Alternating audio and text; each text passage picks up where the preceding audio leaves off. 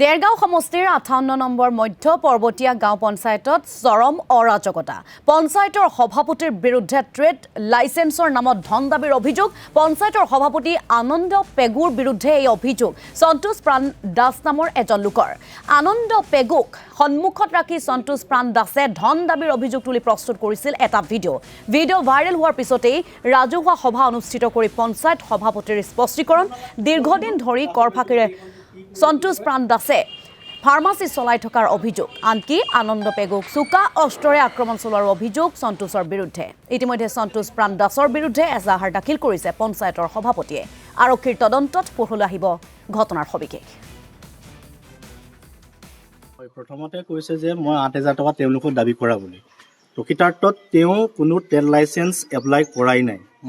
যিগৰাকীয়ে কৰিছিলে তাইৰ নাম হৈ গ'ল কৰবী দাস। আৰু সেই সম্পৰ্কত মই স্পষ্টীকৰণ কৰি দিছোঁ যে তেওঁ ২২ চনৰ পৰা অনুজ্ঞা পত্ৰ তেওঁ মানে খৰ ফাঁকি দি আছিল। আজি ২৬ চন পালেগৈ। আৰু সেই সম্পৰ্কত মই কওঁ যে বৰ্তমান সময়ত ট্ৰেড লাইচেন্স আমি দিব পৰা অৱস্থাত নাই। মই বিভাগৰ লগত আলোচনা কৰি কথাটো গম পালোঁ। আৰু যদি জিলা পৰিষদ বা পৌৰসভাত কৰিবলগীয়া হ'লে তেওঁ প্ৰতিটো অনুজ্ঞাপত্ৰৰ বাবদ ১,০০০ টকা দিব লাগিব। আৰু তেওঁ যিহেতু ৬টা ইনষ্টলমেণ্ট তেওঁ ফাঁকি দি আছে, সেই হিচাপত তেওঁ ৮,০০০ টকা দিব লাগিব।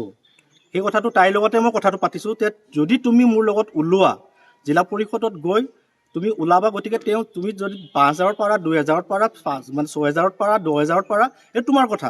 মাত্ৰ তুমি গৈ মোৰ লগত যদি যোৱা তুমি সেই কামটো কৰিব পাৰা। কিন্তু বৰ্তমান সময়ত পঞ্চায়তৰ পৰা দিব পৰা অৱস্থাত নাই। সেই কথাখিনি তেতিয়ালৈকে যিখিনি কৰ ফাঁকি দিলে সেই কৰ ফাঁকিখিনি আপুনি জিলা পৰিষদত তেওঁক দিবলৈ য'তেই হওক দিব লাগিব। অকল পঞ্চায়ত বুলি নহয়, পঞ্চায়তত হ'লেও দিব লাগিব, পৌৰসভাত হ'লেও দিব লাগিব, জিলা পৰিষদত হ'লেও দিব লাগিব। তেওঁ যিহেতু কৰ ফাঁকি দি আছে আৰু তেতিয়া তেওঁ বোলে ২৫লৈকে দিয়া আছে। তেতিয়া বোলে ২৫ৰ ইনষ্টলমেণ্টটো মোক ৰিপৰ্টটো দিয়া। তেওঁ কৈছে বোলে মোক বোলে এতিয়া বৰ্তমান মোৰ হাতত নাই। যদি নাই